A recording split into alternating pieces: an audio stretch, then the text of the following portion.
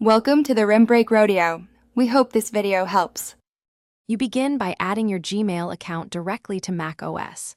Open System Settings, choose Internet Accounts, then add Google, sign in with your email and password, and complete any two-step verification prompts. Once done, make sure Mail is toggled on so the system can sync messages. The reason we add it here is to let Mail, Calendar, and Contacts share a single account. This reduces duplicate setup steps and lets you use Apple's apps seamlessly right away. Next, open Mail and fine-tune how Gmail behaves on your Mac. Go to Mail right arrow settings to pick the default account for composing, set a fetch schedule or use push, and adjust thread and preview options. Make sure Gmail labels are mapped to a map folder so Sent, Drafts, and Archive match Apple Mail.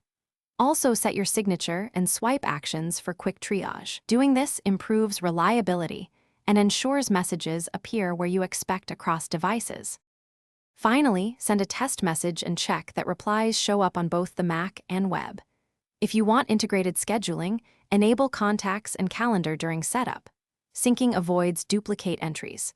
For smoother daily use, learn Mail keyboard shortcuts and set rules to auto-file incoming mail. If something breaks, re-authenticate your Google account and Internet Accounts, verify a map is enabled in Gmail settings, or remove and re-add the account to force a clean sync. Thanks for watching.